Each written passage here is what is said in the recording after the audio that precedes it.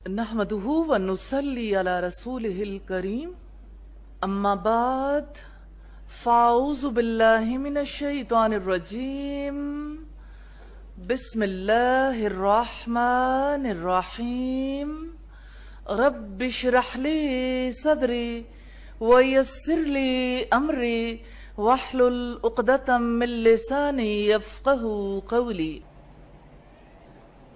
ماں جو خاندان کی روح رواں ہوتی ہے، جس کی وجہ سے گھر کا نظام قائم رہتا ہے، اگر ماں باپ اپنے بچوں کو اچھی تربیت دیں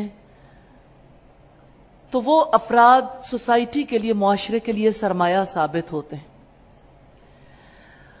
ایک طرف ان افراد کی وجہ سے بھی نفع حاصل ہوتا ہے، دوسری طرف خاندان کی بھی اچھی ساکھ قائم رہتی ہے، اور وقت پڑنے پر خاندان آزمائشوں کا مقابلہ بھی اچھے طریقے سے کر لیتا۔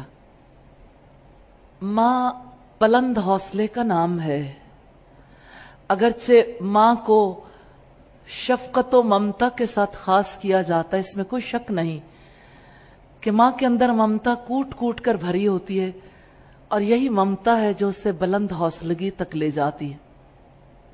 ماں کو اس وقت حوصلہ بلند کرنے کی ضرورت ہوتی ہے جب بچے کو اچھی تربیت کی ضرورت ہوتی ہے۔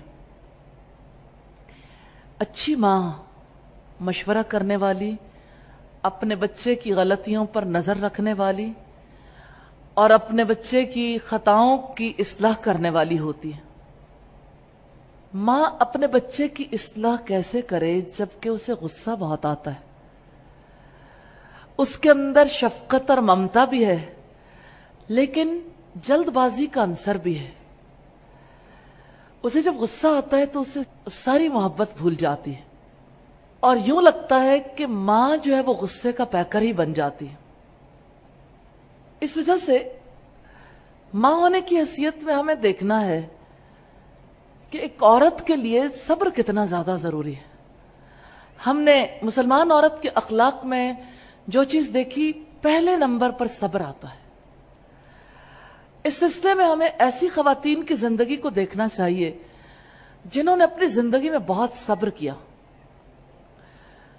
جیسے حضرت ہاجرہ کا جو اثر حضرت اسماعیل علیہ السلام پر تھا وہ کسی کی نظروں سے پوشیدہ نہیں ہے۔ حضرت ہاجرہ نے کیسے شوہر کے جانے پر صبر کیا، خوراک کی کمی پر صبر کیا، پانی کے نہ ہونے پر صبر کیا، اگرچہ اپنے بچے کے لیے پانی کی تلاش کا سلسلہ جاری رکھا۔ حضرت ہاجرہ نے بچے کو باپ کے خلاف محاذ آرائی نہیں سکھائی۔ آج اگر اقبال نے یہ کہا کہ وہ فیضان نظر تھا یا کہ مکتب کی کرامت تھی، سکھائے کس نے اسماعیل کو آداب فرزندی،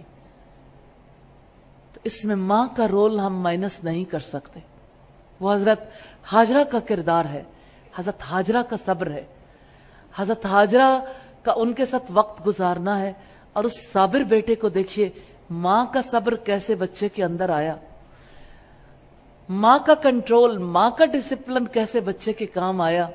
جس وقت حضرت ابراہیم علیہ السلام نے حضرت اسماعیل کو یہ بتایا کہ میں نے خواب میں دیکھا ہے کہ میں آپ کو ذبح کر رہا ہوں، تو حضرت اسماعیل نے جواب دیا کہ آپ کو جو حکم دیا جا رہا ہے آپ کر ڈالیے۔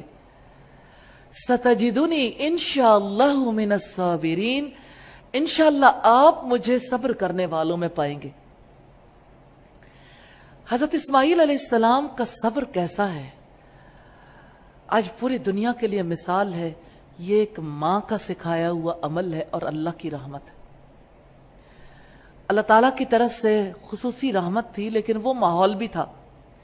آج کی ماں یہ سمجھتی ہے کہ میں نے اپنے بچے کی ہر خواہش پوری کر دی تو اس طرح اس کی اچھی تربیت کر دی۔ جتنی زیادہ آپ خواہشات پوری کریں گی، یاد رکھیے گا آپ اپنے بچے کو خواہش پرست بنائیں گے۔ خواہش پرستی خدا پرستی کے خلاف ہے۔ بچے کی جائز باتوں کو پورا کیا جا سکتا ہے، لیکن ہر بات پوری کرنے کا مطلب یہ ہے کہ آپ نے بچے کو ضدی، خود سر اور سرکش انسان بنا دیا. اور جیسے کسی شاعر نے کہا، کر کر کے منتیں تیری عادت بگاڑ دی، دانستہ ہم نے تجھ کو ستمگر بنا دیا. تو جو لوگ اپنے بچے کی ہر جائز ناجائز بات مانتے ہیں، اس کی وجہ سے پوری فیملی متاثر ہوتی ہے. حتیٰ کہ مرد حرام کماتا ہے کیونکہ عورت مرد کو فورس کرتی ہے، اور ہر جائز ناجائز خواہش کو پورا کرنے کی وجہ سے بچے کو لگتا ہے کہ جو میرے دل میں آئے وہی حق ہے. وہ حق اور باطل کی تمیز بھی کھو بیٹھتا ہے. اچھے کردار کے بارے میں تو سوچا بھی نہیں جا سکتا. اللہ تعالیٰ نے قوموں کا جو رویہ ہمیں بتایا، اس میں بنی اسرائیل کی قوم نمایاں ہے. بنی اسرائیل کے بارے میں رب تعالیٰ نے بتایا کس طرح مصر میں وہ ایسے مقام پر پہنچے جہاں پہ یعنی ایک صحرا سے گزرتے ہوئے پوری کی پوری قوم ساتھ ہے، لیکن قوم کا مزاج کیسا ہے. اللہ تعالیٰ نے ان پر رحمت کی، انہیں کھانے میں بٹیر دیے، پینے کے پانی کے لیے اللہ نے 12 چشمے جاری کر دیے. سویٹ ڈش کے طور پر اللہ نے من عطا کیا. من یہ دھنیے کے بیج یا مٹروں کے دانوں کی طرح، چھوٹے مٹر کی طرح کہ یہ دانے تھے جو میٹھے ہوتے تھے اور جن کو یہ صبح صبح چن لیا کرتے تھے. تو اللہ نے انہیں پرندوں کا گوشت کھلایا، اللہ تعالیٰ نے انہیں سویٹ ڈش کھلائی. لیکن ان کے رویے میں کیا بات آئی؟ ان کے رویے میں بات ہمیں آیت کے اندر نظر آتی ہے. رب العزت نے فرمایا لَن نَصْبِرَ عَلَىٰ طَعَامٍ وَاحِدٍ، ہم ایک کھانے پر ہرگز صبر نہیں کر سکتے. اس لیے اللہ سے دعا کرو کہ وہ ہمارے لیے زمین سے سبزیاں پیدا کرے، اناج، گیہوں، دالیں وغیرہ، پیاز، لہسن، اس طرح کی چیزیں پیدا کر دے. اور حضرت موسیٰ کو ان کے پریشرائز کرنے کی وجہ سے یہ دعا کرنی پڑی. لیکن اس میں ہمارے لیے سبق ہے کہ صبر خواہش پرستی سے نہیں سکھایا جا سکتا. صبر کسی چیز کی محرومی کے بعد سیکھنا ممکن ہوتا ہے. پھر آپ دیکھیے کہ ماں خود صبر کرے گی تو بچے کے لیے مثال بنے گی. لقمان حکیم نے اپنے بیٹے کو نصیحت کی تھی، وَاصْبِرْ عَلَىٰ مَا أَصَابَكَ، جو مصیبت بھی آپ کو پہنچے آپ اس پر صبر کرو. مجھے یہ بتائیے کون سی ماں ہے جو اپنے بچے کو کہیں بھیجتے ہوئے یا گھر کے اندر یہ نصیحت کرتی ہو وَاصْبِرْ عَلَىٰ مَا أَصَابَكَ، جو مصیبت بھی آپ پر آئے آپ اس پر صبر کریں. اسی وجہ سے آپ چھوٹے بچوں کو دیکھ لیجئے یا وہ بڑے ہو جائیں، چھوٹی سے چھوٹی مصیبت انہیں کتنا پریشان کر دیتی ہے. چھوٹی سی تکلیف پہنچنے پر گلا پھاڑ پھاڑ کر بچے چیختے ہیں، اور بڑے بھی ہو جائیں تو چیخو پکار ختم نہیں ہوتی. صبر کا عنصر کم ہونے کی وجہ سے شخصیات کتنی کھوکھلی پھیکی سی پڑ گئیں، کیونکہ صبر کی گراؤنڈ بڑی مضبوط ہے. صبر کے ساتھ ایک اور لفظ استعمال ہوتا ہے ثبات. صبر کی وجہ سے ثابت قدمی آتی ہے. صبر کے ساتھ ایک اور لفظ استعمال ہوتا ہے تحمل، برداشت. تو برداشت کرنا بڑا ضروری ہے.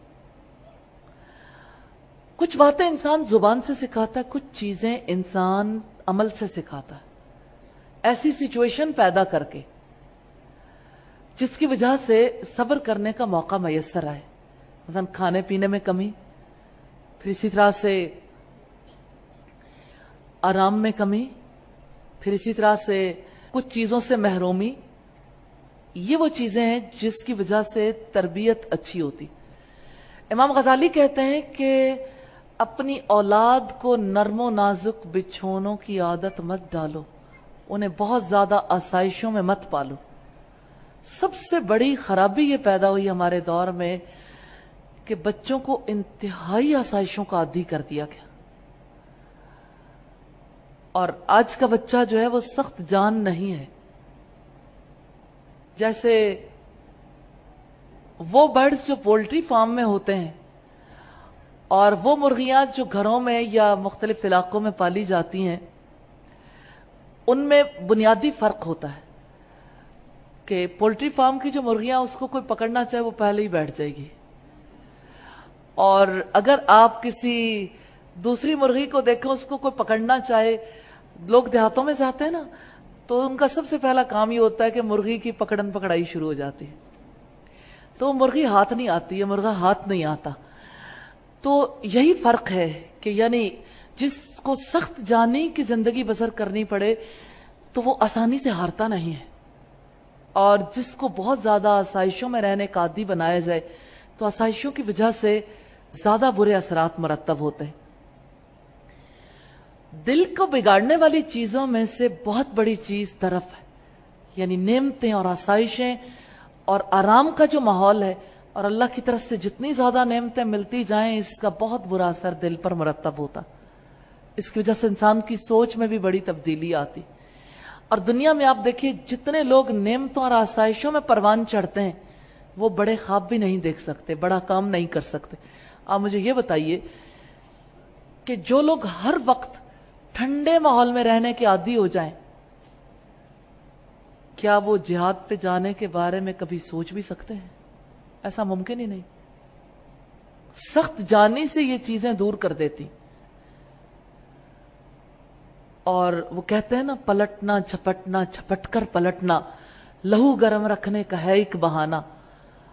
تو اپنی اولاد کی تربیت کے لیے ایسے مواقع پیدا کریں کہ انہیں پلٹنے جھپٹنے کا موقع ملے.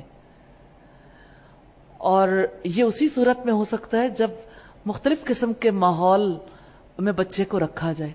اور آپ دیکھیے کہ کتنا زیادہ انسان کے لیے سہولت ہے. جیسے فیملی میں سب کے حالات ایک جیسے نہیں ہوتے.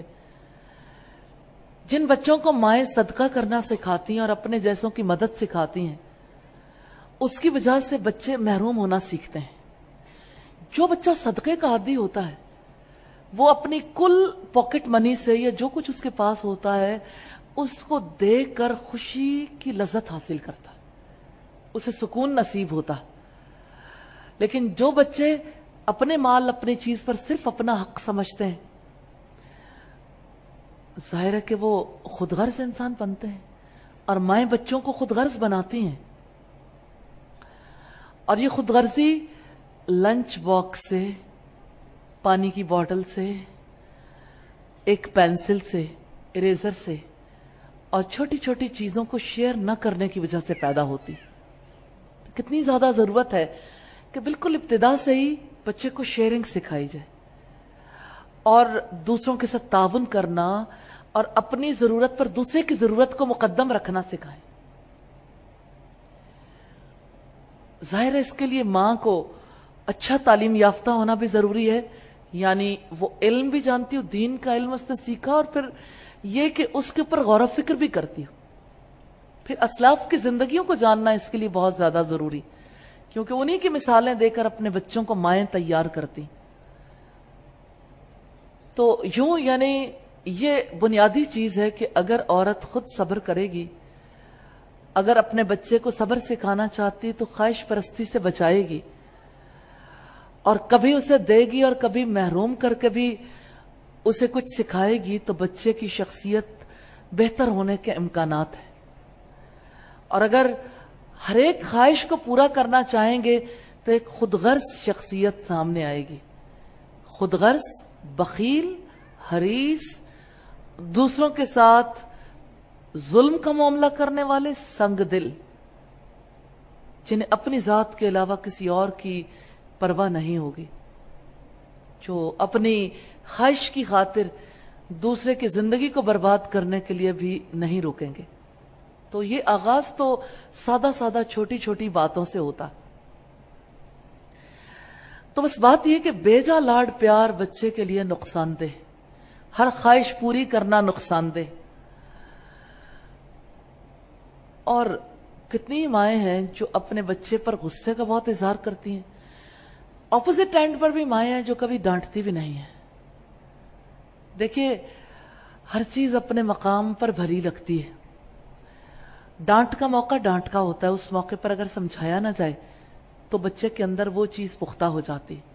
اس لیے اگر بچے نے کوئی غلط کام کیا، چیخنا اور اس کے بے روک ٹوک زبان استعمال کرنے سے کبھی اصلاح نہیں ہوتی. کول ہو کے بچے کو پاس بٹھائیں اور بچے کے ساتھ بیٹھ کے ڈسکشن کریں اور اسے سمجھائیں گے تو اس کی وجہ سے بچہ اپنی اصلاح کرنے کی کوشش کرے گا. آپ زبان سے کہیں کہ میں تجھے چھوڑوں گی نہیں اور عملی طور پر ہمیشہ ہی چھوڑ دیں تو بچے کو پتہ لگ جائے گا ماں کی کوئی زبانی نہیں ہے. جو یہ کہتی ہے یہ پورا نہیں کرتی تو ظاہر ہے بچہ پھر کسی بات کا اثر نہیں لیتا. عام طور پر مائیں یہ کہتی ہیں کہ بچے ہماری نہیں سنتے چونکہ ہر وقت ہمیں دیکھتے ہیں اس وجہ سے ہماری نہیں مانتے, لیکن باپ کی مانتے ہیں. باپ کی کیوں مانتے ہیں؟ ماں ہر وقت بچے کے دل میں خوف بٹھاتی ہے, آ لینے دو تمہارے ابا کو, آ جائیں تو پھر تمہیں بتائیں گے ہم.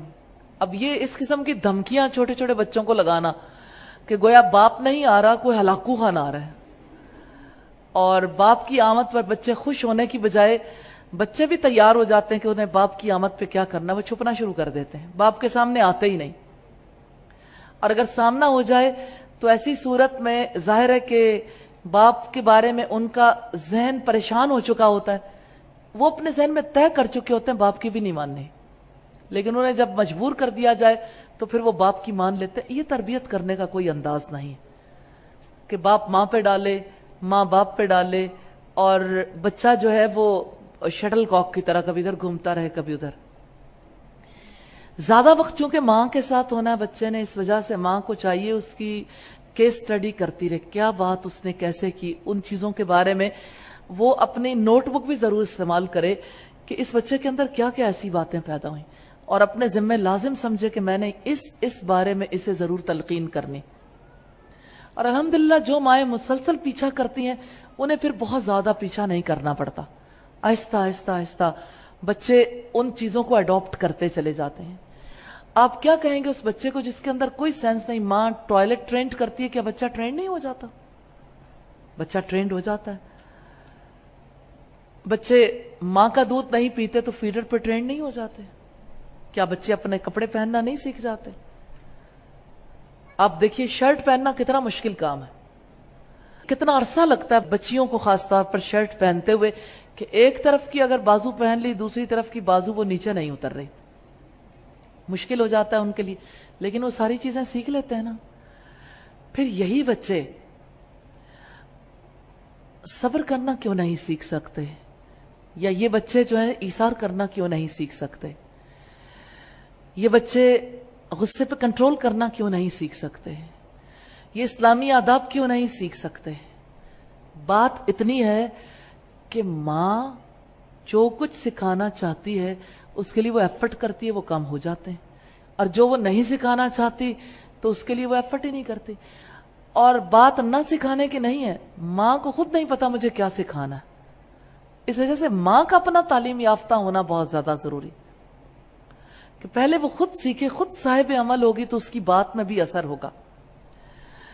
پھر اسی طرح سے اب دیکھیے کچھ چیزیں جو بچے کے مزاج میں ضد پیدا کر دیتی ہیں, مثال کے طور پر بے جا لاڈ پیار اور بے موقع جھڑک دینا, بے موقع ڈانٹ دینا. کتنے ہی بچے ہیں جو بہت لاڈ کے عادی ہوتے ہیں, اچانک پتا چلتا ہے کہ ماں نے اپنا غصہ سارے کا سارا بچے پہ نکال دی, اور ظاہر بچہ حیرت زدہ رہ جاتا ہے ابتدا میں, اتنی محبت کرنے والی ماں نے بغیر میرے کسی قصور کے مجھے اس طرح سے پیٹ ڈالا, یا اس طرح سے مجھے برا بھلا کہا, یا یہ بات کہی. یہ چیز جو ہے شخصیت کو بگاڑنے کا سبب بن جاتی. پھر اسی طرح سے آپ دیکھیے کہ کچھ مائیں ہیں جو بچے کو کچھ بھی نہیں کہنا چاہتی کہ نہیں اس کا دل برا ہوگا. مثال کے طور پر جیسے دسترخوان پر یا ٹیبل پر بیٹھے ہوئے کوئی بچہ کوئی چیز اٹھانے کی کوشش کر رہا ہے اور اس سے اٹھائی نہیں جا رہی, اچانک وہ چیز گر جاتی ہے اور ماں اس پر خوش ہو جاتی ہے کہ دیکھو میرا بچہ کتنا نڈر ہے. چیزیں گرانے سے کوئی نڈر نہیں ہوتا, یہ بہادری کی علامت نہیں ہے. اور یہ کہ اگر بچہ آگے بڑھ بڑھ کے کھاتا ہی چلا جا رہا ہے اور ماں کہتی ہے میرا بچہ کتنا خوش خوراک ہے, تو یہ خوش ہونے کی باتیں نہیں ہیں. ظاہر ہے خوش خوراکی کا لفظ اچھا ہے لیکن اصلاً ندیدہ پن ہے. تو ماں اپنے بچے کو ندیدہ پن اگر سکھائے گی, وہ کسی کے گھر جائے اور نظر لگا کے رکھے کون کون سی اچھی چیز, اور جب وہ کسی کے گھر کھانے لگے اور اپنی پلیٹ بھر لے اور ماں یہ کہے اس نے مجھے آ کے رسوا کروا دیا. بھئی گھر میں آپ نے پوری تیاری کروائی تھی. ہر دفعہ ٹیبل پہ بیٹھتے ہوئے اس نے کیا کرنا ہے؟ جب آپ نے پوری تیاری کروائی تو جہاں وہ دوسری جگہ پہ بھی جائے گا تو اسی طرح کے معاملات کرے گا. تو بات یہ ہے کہ بچے کو یہ سمجھانا چاہیے کہ جینے کے لیے کھانا ہے، کھانے کے لیے جینا نہیں ہے. تو بچے کو سمجھ آ جاتی ہے. یعنی قوت اس لیے چاہیے کہ زندہ رہ کے کوئی اہم کام کرنے، جس کام کو اللہ تعالیٰ نے ہمارے ذمے لگایا. اور بچے کو یہ سمجھانا ضروری ہے کہ جو کچھ کھایا پیا اس پر اللہ کا کیسے شکر ادا کرنا ہے. اور یہ بتانا بھی ضروری ہے کہ مومن ایک آنت میں کھاتا ہے اور کافر 7 آنتوں میں کھاتا ہے. بچوں کو یہ حدیث اتنی اچھی لگتی ہے، وہ پوری طرح پوچھتے ہیں اچھا ایک آنت اور پھر 7 آنتیں، یہ کیسے ہوا؟ اب ماں اگر بتائے گی کہ رسول اللہ صلی اللہ علیہ وسلم کے پاس ایک شخص کافر ہونے کی حالت میں آیا تو اس نے 7 بکریوں کا دودھ پیا، تب جا کے اس کا پیٹ بھرا. اور جب وہ مسلمان ہو گیا پھر اس نے جب دودھ پیا تو 1 بکری کے بعد ہی اس کا پیٹ بھر گیا. اور اس پر آپ صلی اللہ علیہ وسلم نے فرمایا تھا کہ کافر جو ہے وہ 7 آنتوں میں کھاتا ہے اور مسلمان مومن 1 آنت میں کھاتا ہے. اسی طرح سے جیسے بعض بچے جو ہیں وہ بہت شریر ہوتے ہیں، اپنے ارد گرد کے بچوں کو چین نہیں لینے دیتے. ایک کو چٹکی کاٹی، کسی کا کپڑا کھینچ لیا، اور بھائی ہوں تو وہ بہنوں کو بہت ستاتے رہتے ہیں. اور ماں خوش ہو رہی ہے کہ میرا بچہ کتنا شریر ہے. تو شریر ہونے پہ خوش ہونے کی بات نہیں ہے. ایسے میں بچے کی گوش مالی کرنا بہت ضروری ہے. پہلی چٹکی پہ ہی چھوڑنا نہیں چاہیے بچے کو. جس ماں نے پہلی چٹکی پہ چھوڑ دیا پھر وہ چٹکیاں کاٹنے کا عادی بن جائے گا، کیونکہ سکھایا تو ماں نہیں ہے. ماں جب کچھ نہیں کہتی تو اس کا مطلب یہ کہ وہ اس کو شاباش دیتی ہے کہ بہت اچھے، جاری رکھو، شاباش بیٹا، یہی کرنے والا کام ہے. اور ظاہر ہے یعنی ماں کو اس سلسلے میں کتنا زیادہ الرٹ رہنے کی ضرورت ہے. جو باتیں بچے کے اندر پروان چڑھیں اس کے اوپر اس کی نظر ہونی چاہیے اور اسے پتا ہونا چاہیے کہ میں نے اپنے بچے کو کس طریقے سے روکنا. اسی طرح سے بعض اوقات بچے رات کو جلدی سونا نہیں چاہتے. یہ بہت گھروں کے مسائل ہیں. اور ہوتا یہ کہ بچہ کسی بات پر ضد کر رہا ہے اور پہلے ماں لاڈ پیار اٹھاتی ہے، اچھا یہ چیز چاہیے، چلو یہ لے لو یہ لے لو، یعنی کرتی جاتی پھر آخر کار ضد ہو جاتی. جب ضد ہو جاتی تو کہتی ہے کم وقت سوتا کیوں نہیں؟ یعنی اس نے تو میرے ناک میں دم کر رکھا ہے، دن بھر آپ کام کرتے رہو اور رات میں اس کی باری آتی ہے تو یہ سونے نہیں دیتا. بات یہ کہ ایسے موقع پر کتنی زیادہ ضروری ہیں وہ باتیں سنانی. اپنی تاریخ سے کسی واقعے کو سنا دیا جائے، نبیوں کے قصص ہیں، اچھی شخصیات کی باتیں. بچے سٹوریز کو بہت پسند کرتے ہیں اور سٹوری ایسی چیز ہے سنتے سنتے بچہ نیند کی آغوش میں چلا جاتا ہے. اسی طرح سے بعض اوقات ایسا ہوتا ہے کہ بچے کو بھوک لگ رہی ہوتی ہے، اسے اپنی بھوک کا بھی نہیں پتا.